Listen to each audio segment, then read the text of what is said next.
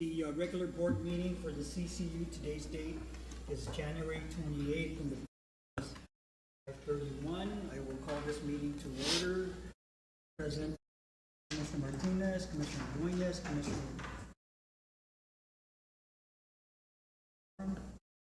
I will ask to move and get a motion to approve the minutes. Motion to approve the minutes, Commissioner. Second. Okay, so there's going to be two board minutes to approve. There's one dated November 26th, 2024, and January 13th, 2025.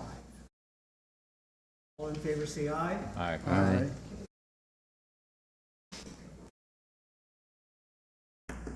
Next on our agenda is public comments. There are two gentlemen here that are going to speak to us, fellow colleagues. I will first introduce and call Dr. Weir. Please. Yes, yep, you can get up, yep, stand up. Yes, I do. Need a mic? You don't care that it's fine. Oh, no. No, we want it on the It's better to record. do 'cause you're On the speaking record. it to the- You may have trouble Yeah, hearing. no problem. Thank you. All right, please introduce yourself. For those of you that don't know me, my name is William Weir, MD. I have lived on Guam for over 35 years now. Worked at public health for 20 years. Also worked at FHP and doctor's clinic. If you don't mind, I'll sit down. I'm here to talk about water. About a little over a year ago, I read that the standards for forever chemicals, PFAS and others, I don't know whether you are even aware of these, have changed dramatically. They went from 70 parts per million down to 2 parts per million was the proposed. And I recall, reading in the newspaper some 5 or 6 years ago that we had a problem in Agana with some of our wells with this compound. And so I set out to find out how big a problem we had. And I had troubles. GWA basically stonewalled me completely and continues to do so. When I went to GWA maybe 8 months ago, trying to get data on what was going on, I used a Freedom of Information Act in order to hopefully get something.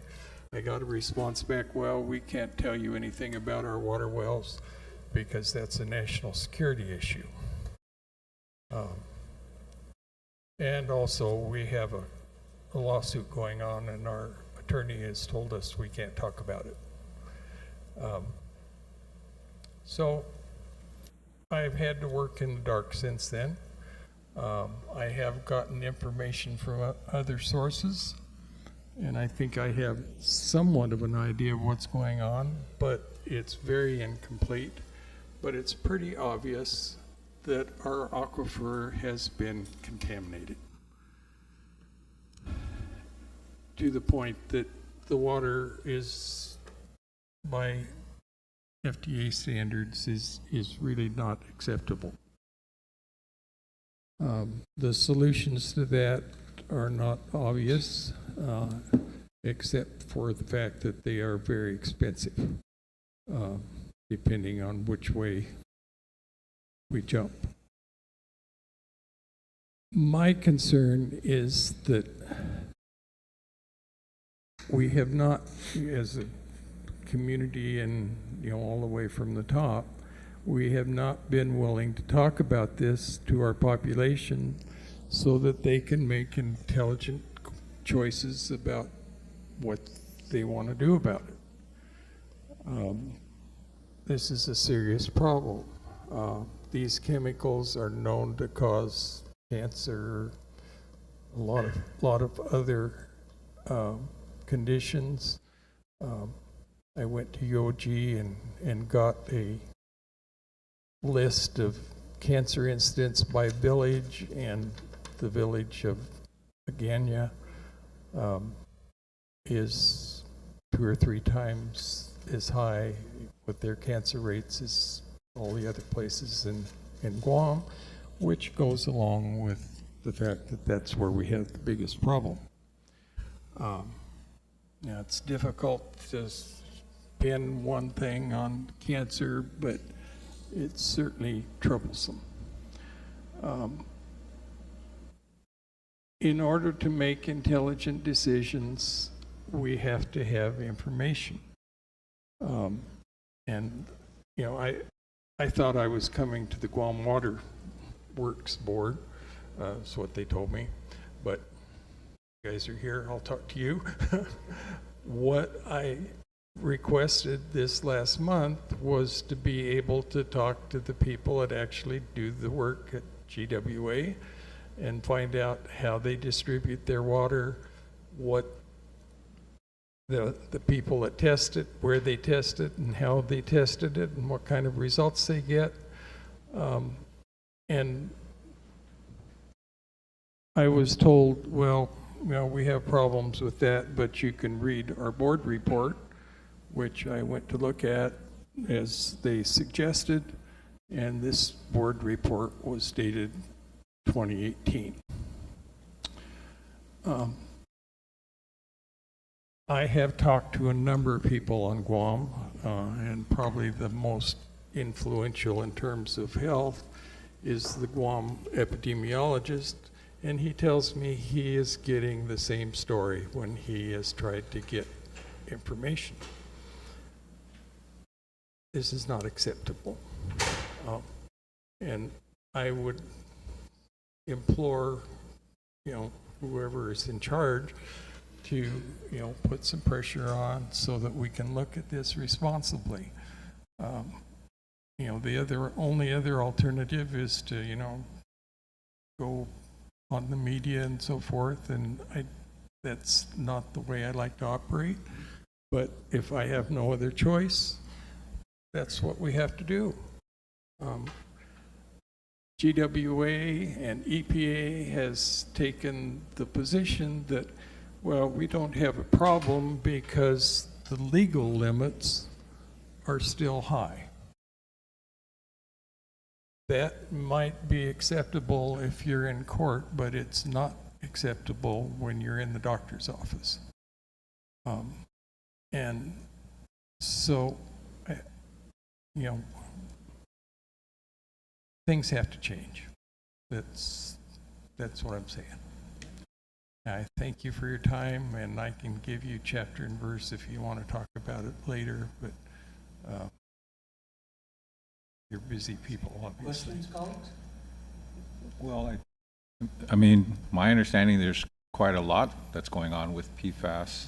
I'm concerned that he's not able to get the information he requested, but in fairness to the team, are you aware of the inquiries by this? Okay. I'm aware, and I will point out that we issue all the information regarding the water system in the Consumer Confidence Report, which is published.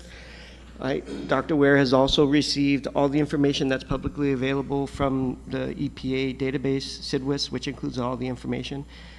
In reference to his comments about being stonewalled, I don't think that's true or fair.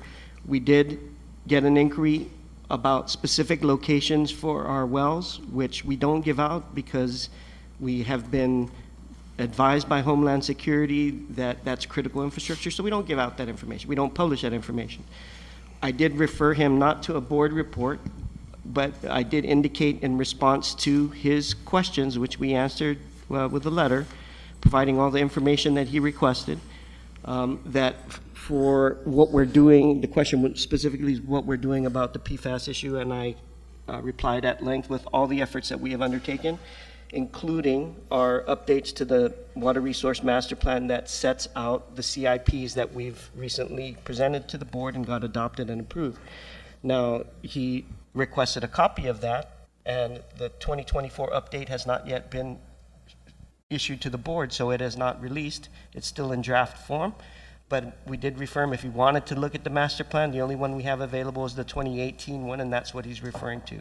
So our the plans that we currently have in place, including the design contracts that we're putting out for the design of treatment systems to address the PFAS issue, are all based on the updated master plan data, which in its final draft form, because of the timing we had to use to put out the 5-year CIP, but when it's published and the board has adopted it, Dr. Ware will get a copy. How many wells show PFAS? 23 of 120 wells show levels that would require treatment, and those are the focus of our design efforts.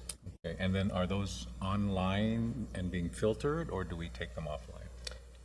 The ones with the highest concentrations are still offline pending the installation of treatment systems. The other wells that do have it, where we have treatment systems in place, we are operating those treatment systems. And that's going through a filtering? Yeah, but not all the wells that have shown, based on when the new regulations kick in, that will require treatment, and I think that's in 2027, those do not all yet have treatment systems. This whole process takes time. Yep. And that's the reason why we do the capital improvement program, why we seek the funding, why we go out and do the design work, and all of that is being addressed.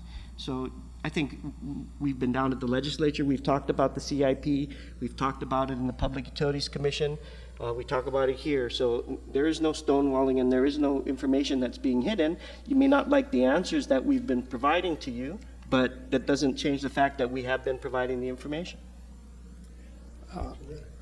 I would suggest that perhaps you ought to go down and talk to Weary, because if you walk in their front door, there's a big map on the wall that has the location and the names of every well that you have on this island.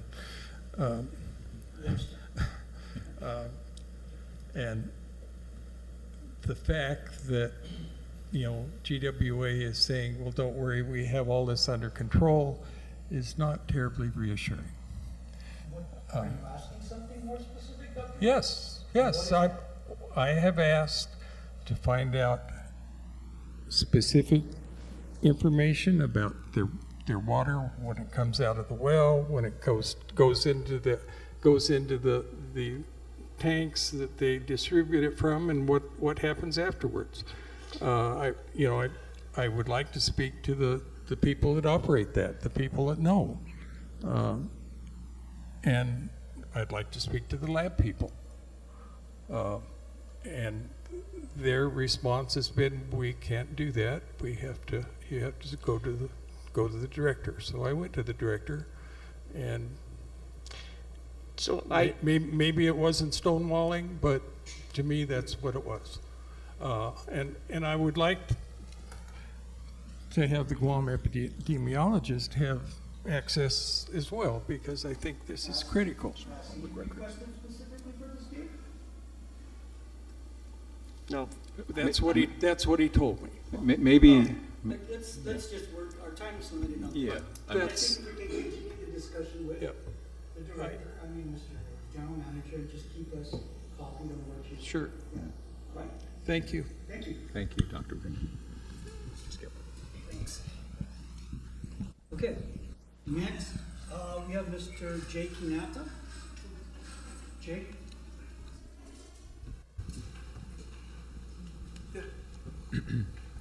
Good morning or good evening, board members, Senator Francis, Senator Sanchez.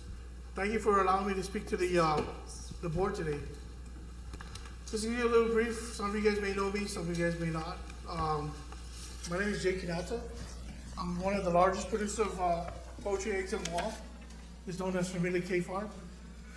I started this in 2018 because I feel that Guam is going to be in a greater need for eggs.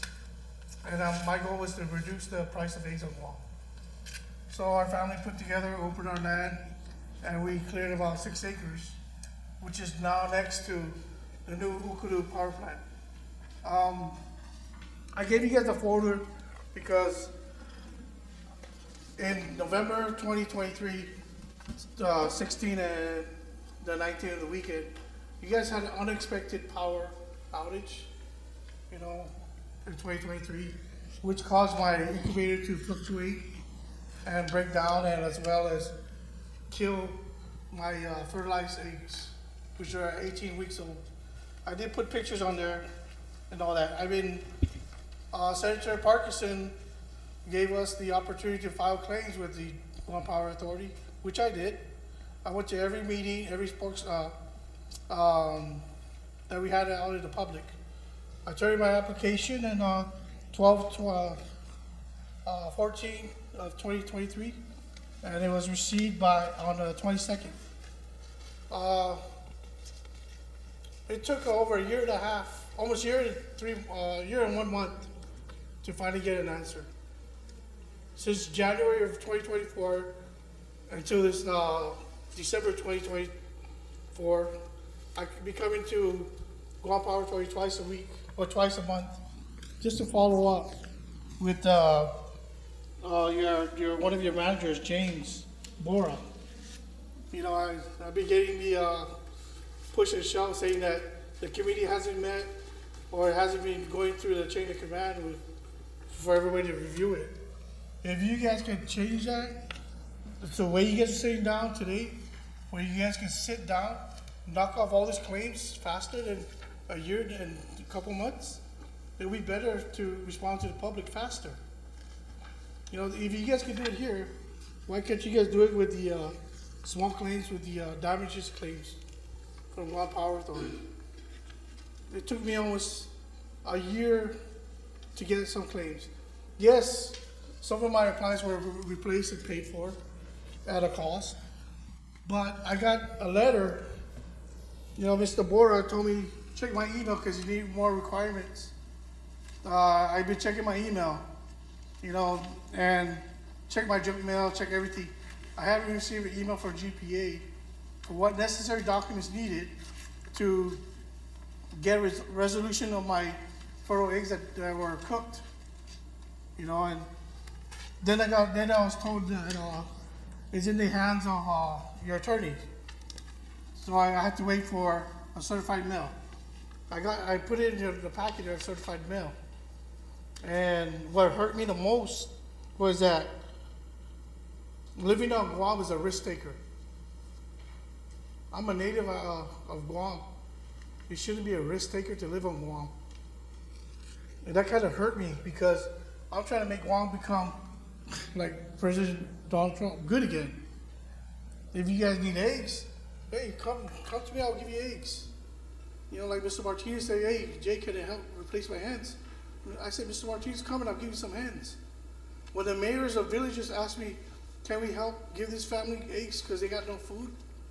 I went ahead and opened my doors. You know, because just to buy a dozen of eggs is already $12. Please bear with me. I'm going to read a little note here. Just to let you know that I'm an Army vet. You know, I'm a veteran. I'm a farmer. I was recognized this year for Veterans Awards for outstanding assistance to all the veterans to become farmers and to be recognized. This is my bread and butter to put my son in college.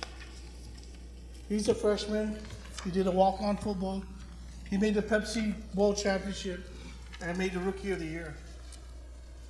And that's outstanding for someone from the island who didn't get a scholarship, who a single father like me who's paying for his college.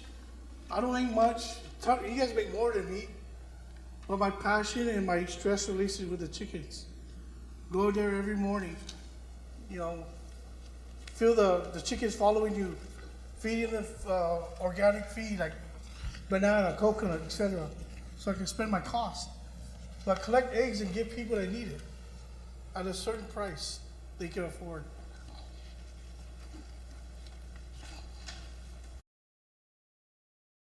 Sorry. I'm like everybody else. We gotta use glasses now.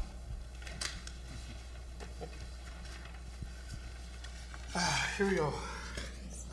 It's heartbreaking to hear our very own islander of Guam tell our fellow islanders that we are living on an island at a risk taking. Want to improve the quality of life for all the people of Guam, importing poultry is one of the most expensive processes. So I work with the USDA Department of Ag to become Guam's first hatchery and that grant was introduced in 2022. In July 2023, remember, this was not thought about a typhoon. We never expected a typhoon, but we just drive on to make a better life for everybody. In July of 2023, I was approved after the fact of the typhoon. I started the process of hatching fertile eggs. At that time, July, August, September, we had no power source because GPA did an outstanding job to get the grade back up. Well, we don't have to worry about buying generators. And yes, I'm one of the victims of people stealing generators, not once but twice at my house and the farm. So I suffer by buying more generators to, put power in my farm because I can't afford the $10,000 power pole to put power in my farm.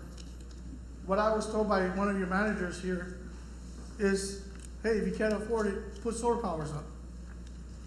What's the use putting solar powers up when they keep stealing up solar powers? So it is what it is, and people gotta survive, and that's one thing we gotta deal with. So I started to process hatching fertile eggs. What was left of the livestock survived after super typhoon that Guam undertook in 2023. Keep in mind that we did not anticipate any typhoon when applying for the grant, nor did our team of expert USDA, Department of Ag, and myself and UOG undertake that. On July 6, Guam was 96% recovered, and the whole island power grid was generated. I took a attachment and put it on your package. Now comes November 16th, and throughout the weekend of up to 19th, unannounced power outage plagued the island, damaging many residents, appliances, and my fertile eggs of 928 total eggs counted. I was told that I would think so, Mr. Kinati, you had 928 eggs. If you were there with me taking those eggs out of the 3 incubators I had, it's heartbreaking because each egg costs $10. I give the receipts, I show them receipts, and I show them the receipts to the customers that bought the chicks for me, that I don't make money out of it. Each egg costs $10, I'll sell you the chick $10. I don't care about the power, but put eggs, bring it to your family, and feed yourselves. That I guess, took in consideration that that's a large amount of money to pay you, Jake. $9,280. Sorry, ladies and gentlemen, that's not even a fraction of how much you make a year. You see how much it costs for feed. That's why I made an alternate sacrifice by getting people's barley from the local stores, the local brewery, to feed the protein of the chickens. Scrap greens from Payless. Warehouses of spoiled greens comes to the farm and feed the chickens, which is good for them, bad for humans, but they help produce eggs for me. It's a struggle going back and forth. And one day, 4 times to pick up pallets of feed. Now my truck is broken. I was hoping to God that GPA would reconsider this amount to be paid to me as a farmer. If you need the receipts, please check Jason or James Wara. I gave him everything I needed. It's painful. I felt like I was pushed to the curb. Like, hey, we don't believe you. Pictures, you guys want to do an inspection? You can't because the egg gets spoiled. You gotta throw it away. Yes, they came. Yes, I had a refrigerator. I did keep the receipts from FEMA because I felt happy they replaced it. And some of us, even my dad, when he buys a brand new refrigerator, hey, boy, just put it in. Looks nice. Get rid of all the boxes. And on the box for the military is our receipt. We can't keep it because we don't need more papers in the house. I know I got a little time, but let me continue on.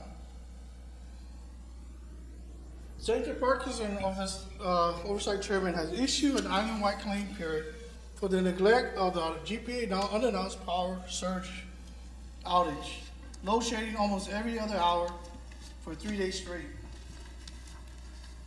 All of my incubator eggs was destroyed in one machine.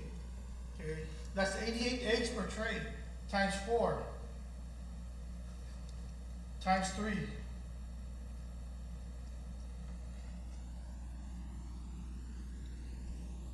Which eventually cooked the eggs at 18 weeks. See attachment. In 18 weeks, ladies and gentlemen, is where the chicks are alive. These are animals. These are pets to me. These are my stress relief. Okay. All I ask is GPA to reconsider my hatcheting. These are my pet, my livestock. Like I said, my farm animals, all killed over the one weekend through the control of the Guam Power Authority. We cannot predict on the machines. I know we're trying to rebuild them, you know, but you shouldn't be telling farmers you're a risk taker. You know, a lot of farmers from the South are now down to at least 10. It used to be abundant. Well, we're not getting the support like we used to get in the 80s and then early 90s. Everything's all, oh, we don't have the money or we can't do this. Now with the new farmers co-op going on, we're going to try to provide a seed bank for all the farmers so they don't have to spend, just plant. So our price can be reduced. I had to recover and replace as many eggs into the incubator and purchase another generator that wasn't part of my grant, using the grant funds, and explain to the grantee what was the cause of the reset of the report and delay of meeting the expectation of the grant that we agreed on. And when they say we take this grant for granted, I was working good with this because I wanted to show that Guam can excel to provide more grants for the farmers and other people who want to farm. But they told me that's a risk I took. And it hurts me to hear that. A negative response from a letter certified by Guam Power Authority. So, December 3rd, 2020, Guam Senators today passed a bill that would overhaul Guam's animal cruelty law and increase incidents of pet killing, of other forms of animal abuse on the island. Ladies and gentlemen of the board, Guam Power Authority, those were my pets. They were killed by the Guam Power Authority. You may say no, sir, but it did, because when the generator, the incubator, it has to go high. Then it drops to the level where the eggs needs to be humidified at 98 degrees, with a 66% humidity. And I practiced this for so many months to get it right, to get a 99% hatch rate. Just recently, I went to the flea market. I had extra chicks, ducklings, extra hens to give and sell to families. They were so happy. Everything was sold out. Everybody was happy to take home chicks, ducklings, hens to lay eggs. And they asked me, are you coming back? And I told them this is all I have to give. But I have more eggs hatching this weekend. And that's the part of the grants to be Guam sustainable. And I'm asking the board to have GPA responsible with the death of my chicks. Because I don't know on this letter, certified letter, who is, the legal counsel, Marianne Woloskuk. Sorry if I spelled that wrong. If you're here today, can you please raise your hand? Sorry, ma'am. I didn't mean to point you out this way. But if you're in Guam when I was 8, I lived on Guam for so many years. We live off the river, the land. And to have a letter from you like this, and I show it to all the farmers on Guam, saying this is our leaders teaching us farmers that, hey, we don't care about what you're doing. We already compensate you for your equipment, but you guys didn't consider about what else might be fall in line. You know, is it considered animal cruelty or whatever? I don't know.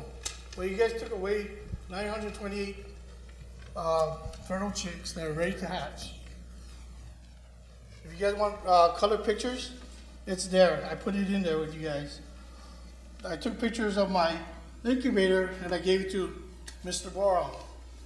Every time he asked me for receipts, I gave it to your office.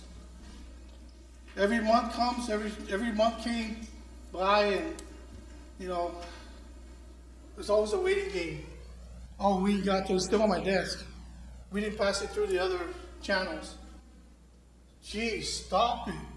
Sit down together like what you guys doing today and go through the whole application on a weekend or weekday, you know, and iron this out. People are still waiting. People are still waiting for payouts. They're giving up hope.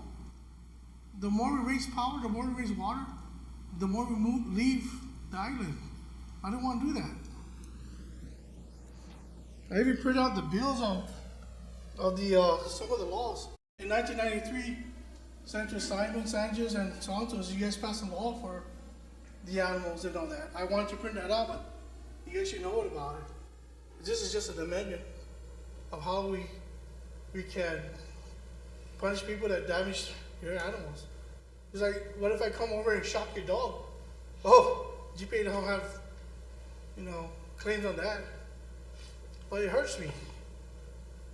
You know, I sacrifice my lunch, my dinner, my vacation, just to pay for my son's college, just to put feed on the chicken's floor so they can produce. Please reconsider my claims and look into this, and hopefully you guys could look into it. I have a lot of farmers who sent some letters in, and they want to come today, but there's an election, which I'm supposed to be there. But I came over here to try to give you guys my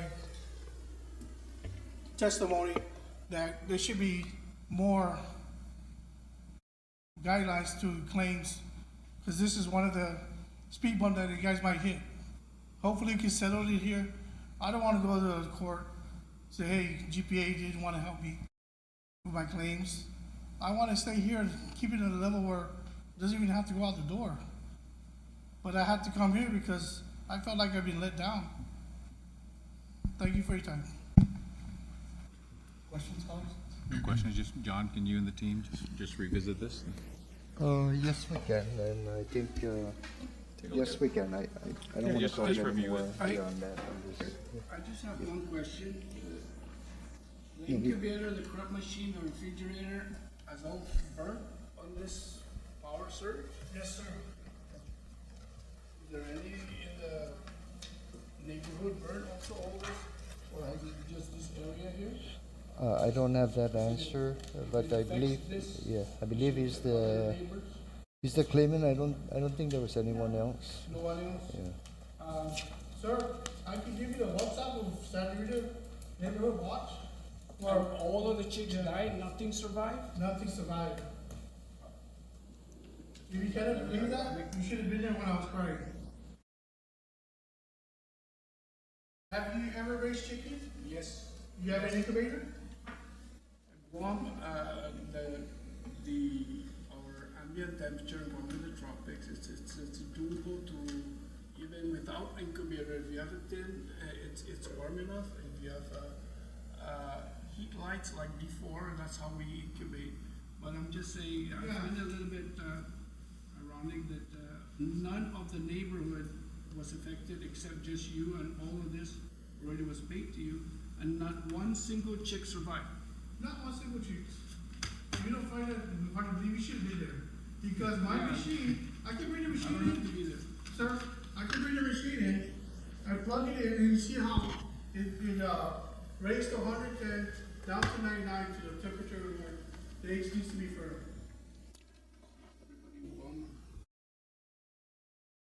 I do want to make one recommendation. The customer really has a responsibility also to take care of, if it's a very critical investment, no, like what is being invested here, they have to have the responsibility to prepare that facility so that the eggs could be safe, which could include either, you know, the UPS or standby generators or stuff, because it's a huge investment, as I could see, you know? So again, going forward, if you're going to continue that, I recommend that, you know, you really take that. And I did Yeah, put it in my grant. because again, that is the customer's responsibility, it's, you know, the system. There's some control we have to the system and some we don't. But again, As recommended, I will sit down with the team and we'll take a look at this and see what other information Mr. Mesa can provide us. Mr. John Benavides, there was times when I came in person to talk to you, but I was deferred. I was talking to my colleague, Randy. He helped me out so much that he was able to get these pushed faster. But yes, on my grant, I did put down cause and effect that I invested into a generator to support the incubators. Okay? And I even put down how many eggs that died. I even took pictures and sent it. Okay. Now he's saying that my eggs didn't all hatch. Sorry, I'm sorry, man. No, we'll sit The down. machine we'll has to see. go to high temperature and drop to the humidity. That's how it works. I don't. That's how the incubator works. Have you, okay? Okay. Have them meet you. Thank you. All right, John B., you got the floor. Thank you, Mr. Chair. Good evening, Commissioners. I have 5 resolutions for tonight, starting with FY 2025-06, and this is relative to the Harmon T501 repair and rehabilitation services. Again, the contract is for $1,018,000, and again, because it's it's over my $1 million authority, I'm asking your request to approve this. So, because this is needed actually before we test full load of Kaduna. Mr. Chair, a motion to approve resolution FY 2025-06. All right. Any other questions, colleagues, on this resolution? No, straightforward. Okay, I'm gonna call for the vote. All in favor, say aye. Aye. Next resolution, John. Thank you, Commissioners. Resolution FY 2025-07, again, requesting authorization for an increase of obligating authority for the GM up to from the current 1 million to 1.5 million. As I've noted in the resolution, the dollar doesn't buy as much today as it did several years ago, and again, I could be reporting to the board my expenditures over 1 million, but again, it does shorten the process of going back and forth getting approval. But the 1.5 million, I'm fine with that because yes, we do have to report it. We do have to file authorization to the PUC for anything 1.5 million and above. So that's my request, Mr. Chair. Mr. Chair, motion to approve FY 2025-07. Mr. Sanchez, thank you very much, colleagues. I will now call for the vote on resolution 2025-07. Just real quick, Mr. Yes, Chair. Mr. Doctor. Any discussion on this? Anything to? I mean, it's over the Yeah. over the last 22 years, it went from $500,000 to $1 million, bumped it to $1.5 million. It's some minimal operating, so he's not running it back to us for chump change. So the four of us are familiar with the history, right? So we just want to give Commissioner Duenas an opportunity to ask any questions that he might have Thank you. regarding the limits. Anything above that, he has to come to us. I think we did this 2019, John, was the last time? Yeah, we've been bumping Yes, it. it was $250,000, and you brought it up to 1 million, Mr. Chair, which helped us a lot. You're doing, is you okay? Yeah, everything goes up, all prices goes up, I understand that, and that we should give the GM this opportunity so that we don't always have to go through this. And this works out to about 1%, actually less than 1% of the non-fuel portion of revenue, right? The fuel portion is the oil companies bill us, it is what it is, right? The rest of the company runs on the base rate. Obligating authority, so that's about 150 million is what John works with, non-fuel. And this just bumps him from $1 million to $1.5 million. So it's a pretty small, he can't obligate more than 1.5%, or actually 1% now if we agree to this, of current base non-oil revenue.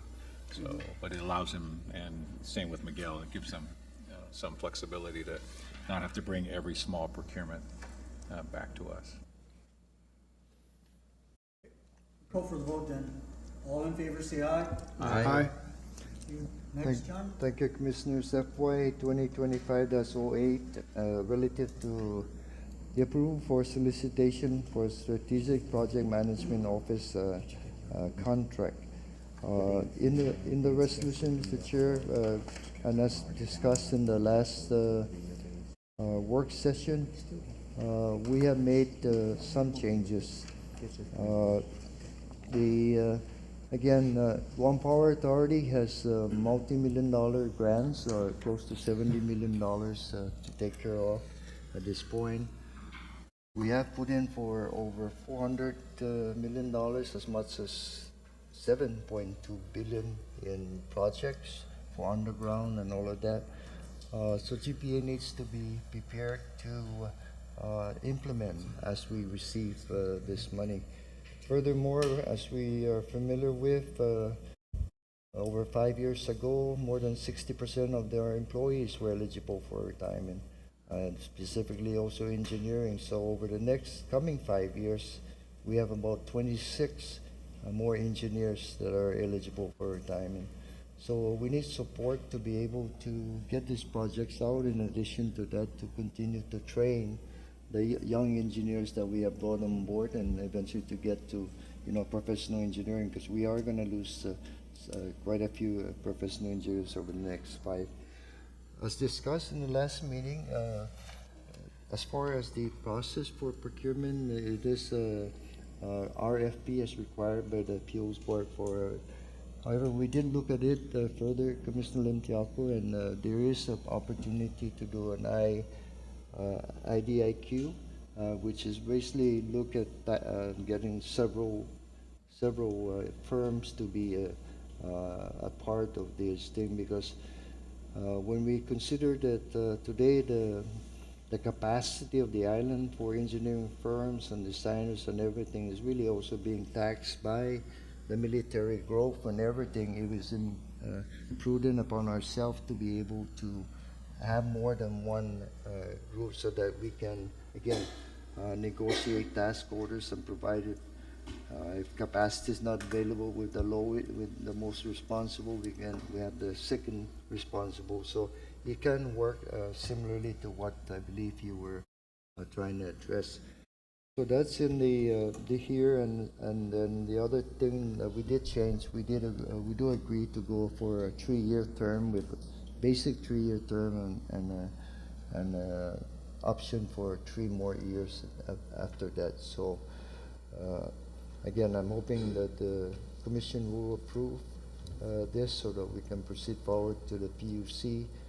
We will prepare the RFP, which is going to take us about a month more to complete that, and we will provide the Commission for the RFP for additional comments or anything like that. So. Okay. Mr. Chair, motion to approve resolution FY 2025-08. Second. Second, Mr. Sanchez. Any other questions, colleagues? Yeah, I do. Go ahead. Mr. Chair.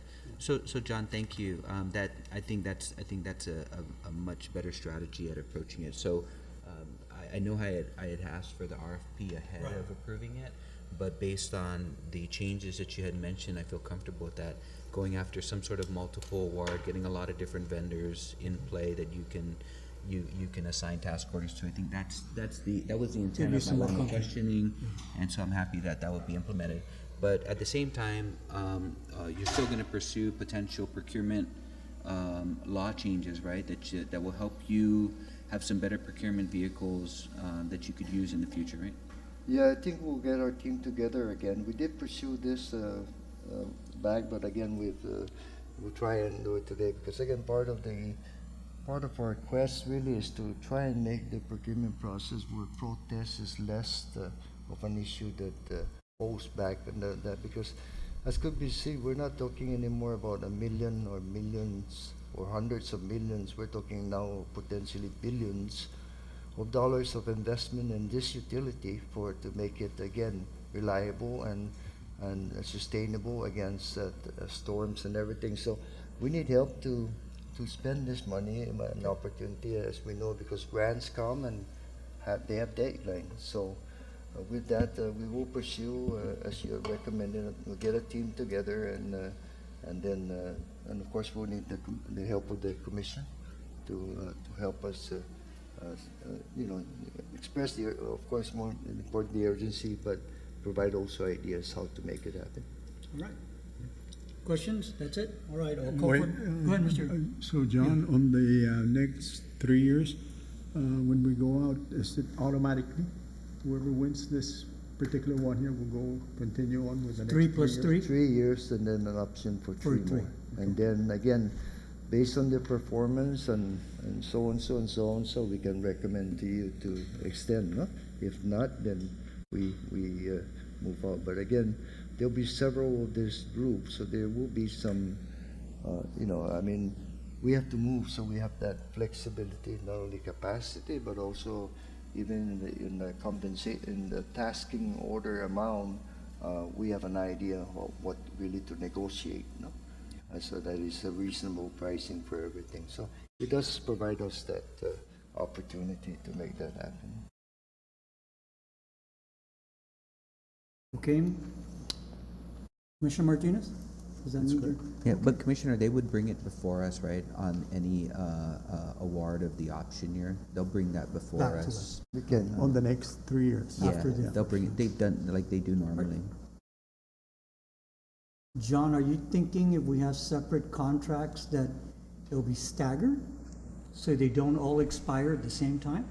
Which one for this? I mean, Yeah. I'm just thinking out, No, if you have multiple firms. whoever we contract with multiple firms, the dateline is the 3 years. Okay, And then, if we're gonna come and extend for whatever reason for one or two, we will come to you to get that second option to extend. okay. Yeah. Yeah. At that And point, you way can. we give you an idea, the progress, you would have seen the progress or no progress, no, Right. that kind of stuff.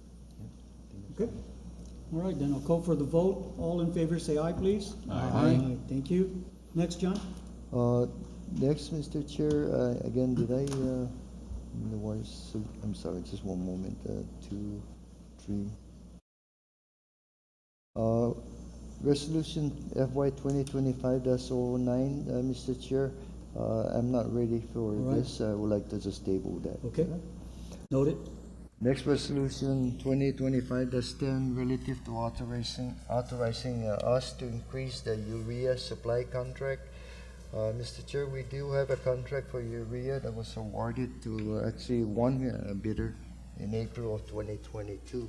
The urea is used to provide environmental emission control for the diesel units. If you recall, Zico Diesel was the one that we had the contract for. However, we did again go out for a temporary power supply for 2 years with Agreco. And the operation of Agreco now is running, the plan is running for about 18 to 20 hours a day. And so therefore the use of urea has substantially improved. So therefore now the amount is really exceeding my authority and also exceeding the protocol requirement, will be exceeding the protocol requirement of the PUC. So what I'm asking is the authorization again to increase the urea supply contract to a total of projected total up until the last extension year ending May 1st, 2027 for 4.842501 million. Why am I recommending the option years at this point? Through the efforts of our team, they have had negotiations with the sole supplier of this contract, and they have come back to reduce the contract price. In the original contract pricing for various fiscal years, it would have increased from $1.35 to $1.95 to $2.50 for the following fiscal year to $2.90 per liter. The contractor has agreed to hold it at $1.35. I calculated that before I came into the meeting. That's a total of about $3.2 million in savings. And why is that? Because he is now going to get volume. versus before with the Jigu diesel, as you know, didn't have many units operating, and therefore very limited use of urea. But now with their Greco units running as they are, there's whatever margins he's going to make, he's going to make with the volume that is there. So so that's why the extension up to the remaining years, because urea is again not everyone supplies it. We had this one bidder. He has been very, very reliable in providing it to us. So that's my request, Mr. Chair, your approval, so that, and then from there proceed to the PUC. But urea is really needed for the generators. Mike, can I get a motion? Mr. Chair, motion to approve resolution FY 2025-10. All right, Commissioner Sanchez. Any more discussion, colleagues? So, I just have one question, Johnny. You look at your table here. Yep. So you're telling us by July of 2026 we're done? That's the projection here? Yes, the contract with Agreco is for 2 years, That's the temporary one down at Cabras. up in the Chico. Okay, what Yeah, about the one at Cabras?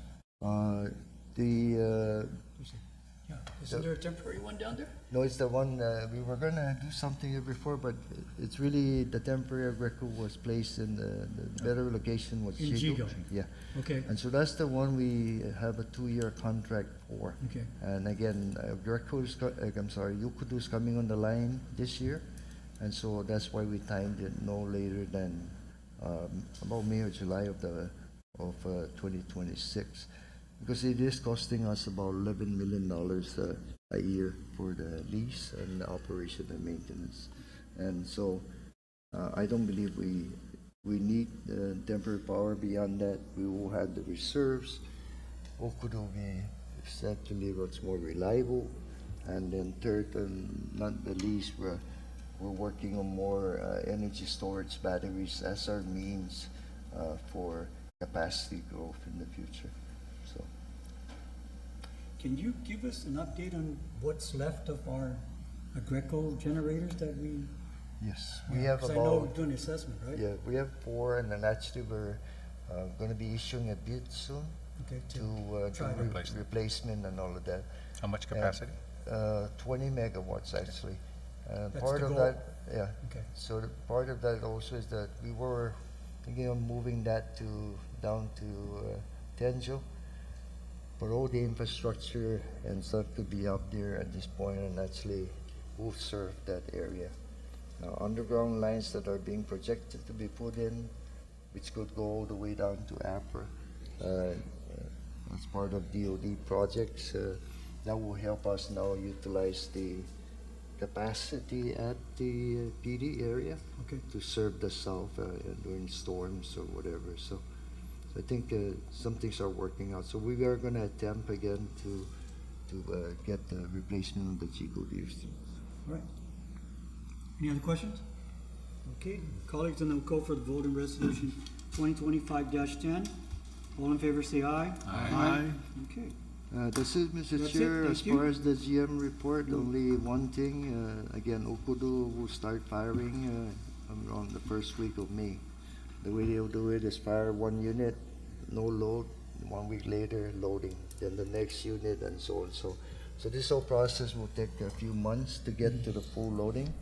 But the good news is that at least we're gonna see that capacity tying into the grid soon. No? That's all, Mr. Chair. Thank you. Thank you. All right.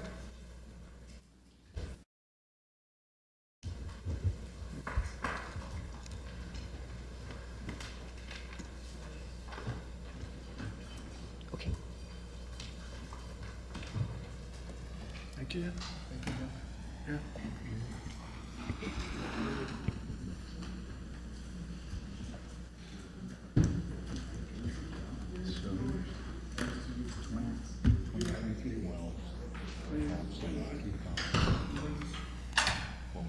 Future regulatory laws.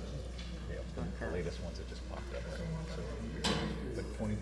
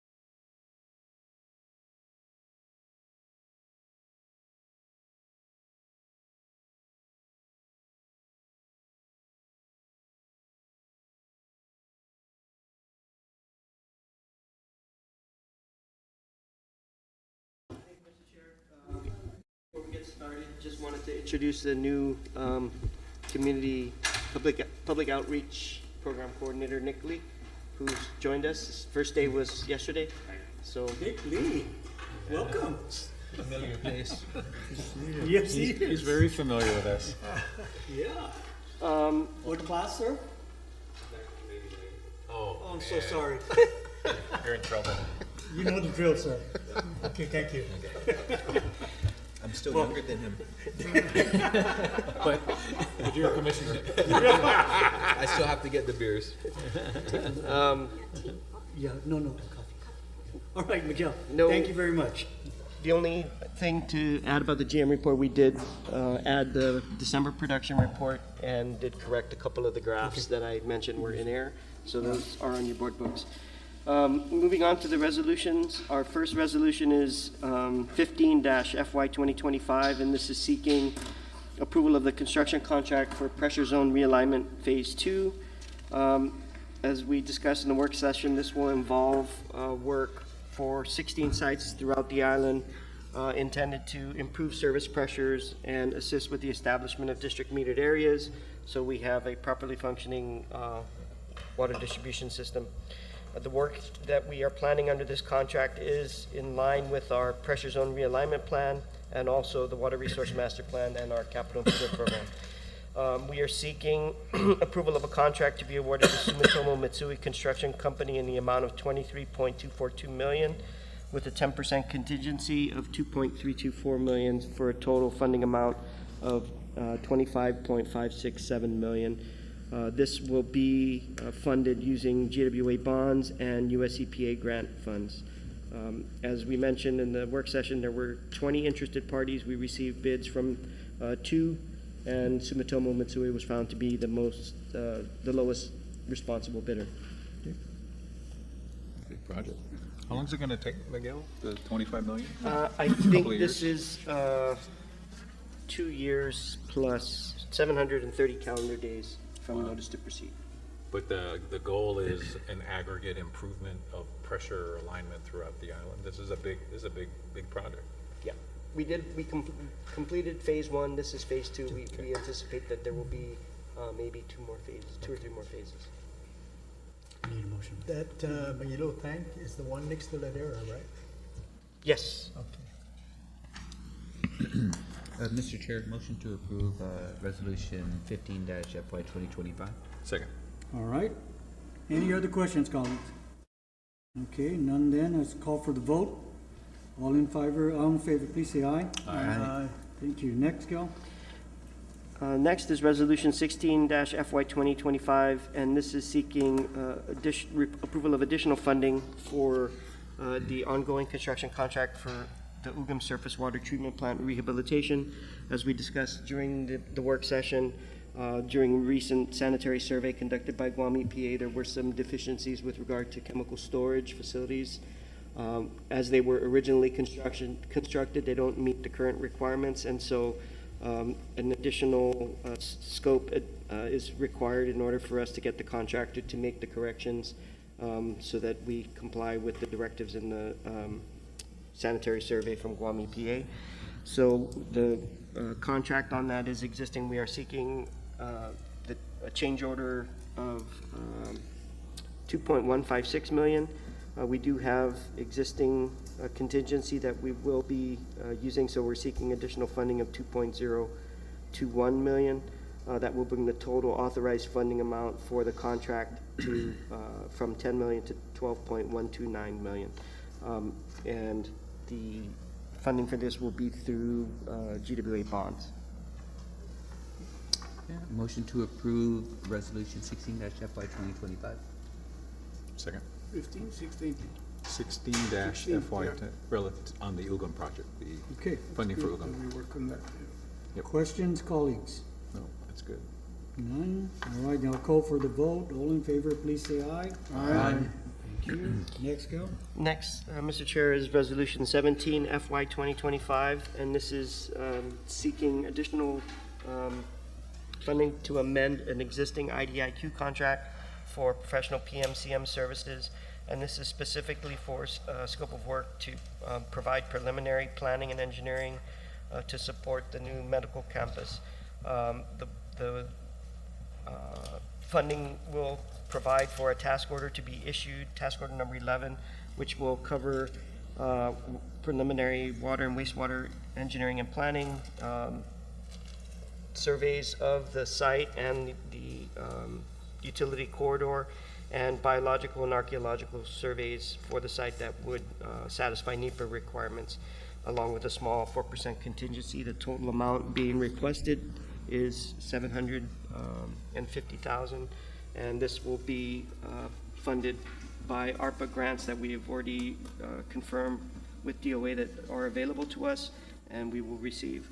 And it's an existing contract with Duenas Camacho and Associates that we will be amending for this task order.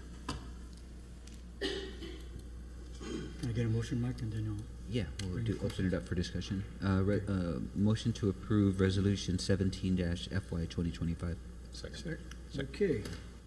I know we have questions, colleagues. Please proceed. Yeah, I just want to get the status of, some of the kind of the legal matters that are being discussed, from the AG's perspective, the administration. I mean, how does that impact this resolution? The funding, the use of the ARPA funding has been used for infrastructure projects before, so it's not out of line with anything that we have not already done specifically for infrastructure funding.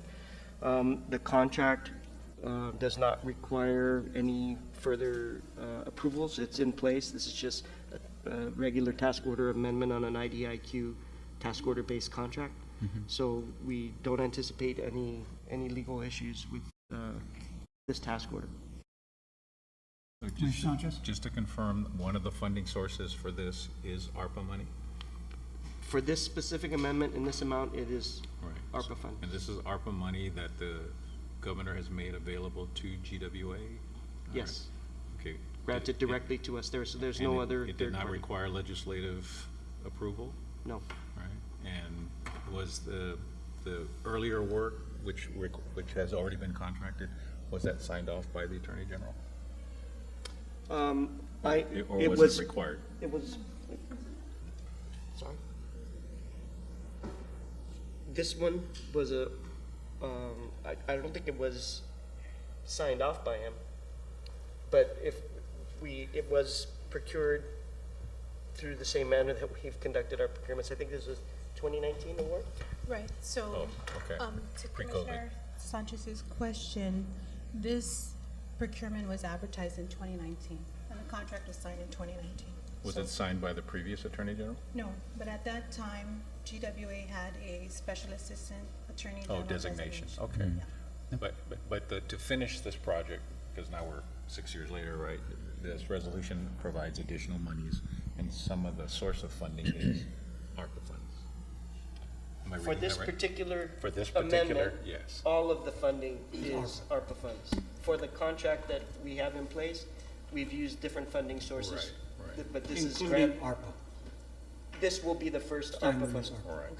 We have used ARPA funding for other capital improvement projects which have gone through the appropriate reviews, and that is the one I'm thinking of is the Atacal project. Okay, and that one, was that signed off by the current Attorney General? Those projects were sent over to the AG. Okay, so So we- at the time, Okay. sorry, Commissioner, at the time, this procurement was advertised, it was under the prior AG's administration, where GWA and Had a say. GPA had Yeah, our special, designation. We had a say. yeah, Assistant Attorney General designations, and that was revoked by the sitting AG in early 2022, and this procurement was, much earlier than that. Okay, So the contract was in place, the award was in place, and the procurement already took place. and there's no, as far as you know, there's no risk that now that you're using ARPA funds to fund the balance of the work that's still being required, there's no concern that we can't use those ARPA funds legally? No. There's no legal concern that we can't use those ARPA funds? I don't have those concerns. So Okay. I confirmed, of course, the ARPA monies are a valid source of funding. It's come from the federal government, funded by the U.S. Congress, and it has gone directly to the Department of Administration, because the government of Guam is the grantee of, our ARPA funds, as Guam is a state, considered a state or a territory. So we are eligible or Guam is eligible under the grant. And so ARPA monies have been spent, I guess, since they've been received back in 2021. We received ARPA monies earlier, and I don't want to misspeak over anything we've received, but I know we received it for revenue. The money went directly to GWA. So we received ARPA monies. I think the concern the commissioners are having, of course, is the AG has come out, right, regarding, the usage of ARPA funds. So I have reviewed recent court filings that the AG has filed in the federal court, and he has asked the district court for an injunction and a writ prohibiting the governor from transferring, encumbering, committing, and expending or appropriating any additional funds out of ARPA account moving forward. So this civil action was filed on December 20th, 2024. There has been no response from the court. At present, there has been no writ of mandamus issued. There's been no injunction issued by the court restricting, I guess, the governor from transferring, encumbering, or committing any of the ARPA funds. And if you review the AG's complaint, the defendants named are really the governor and GORA, and it was really specific to the acquisition of public lands and property and the purchase of public property. So there are several places I reviewed, what the AG has put forward before the court. He has asked the court to prohibit GORA and the governor, from using these funds. And he was really specific for the purposes of obtaining any land or any property via purchase or condemnation. And that's not what this is. So this isn't about public condemnation, purchase of public properties. There are, I guess, some counts where he makes the general request to the court to prohibit just, the government from, again, transferring, or I'm sorry, the governor from transferring or encumbering or committing any of these monies. But I want to point out that in this complaint, he doesn't ask, he explicitly states that no monies that were already given, no ARPA monies that were already transferred, committed, or encumbered, he's not asking for any of those to be returned. Okay. So it seems very specific to GORA and the condemnation of land. So this is what the AG has. There's been a motion to dismiss this action filed in the court. It's ongoing, but there really is no court order at this point prohibiting the use of these funds. And Thank you, Mr. Yeah. Thank you. Yeah, any other questions? Okay. Commissioner Dueñas, Commissioner Martinez? No. Any? So this hospital site is already guaranteed that it'll be built in Manila? No. No? So, but we're just planning the future situation, yeah.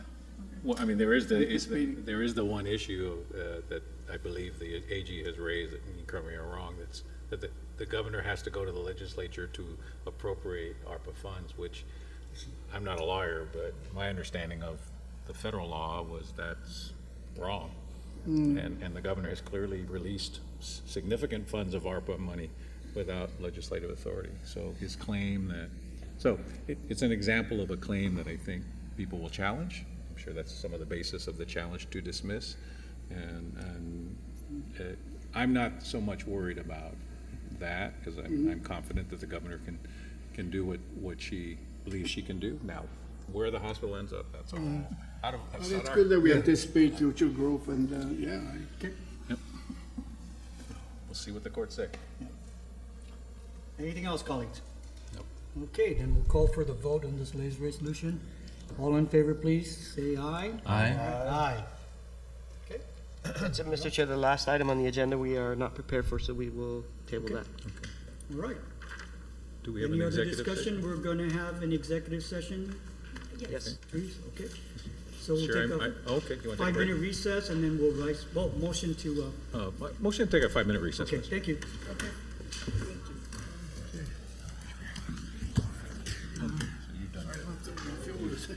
I'll bring my own container. I got it, I'll take care of it.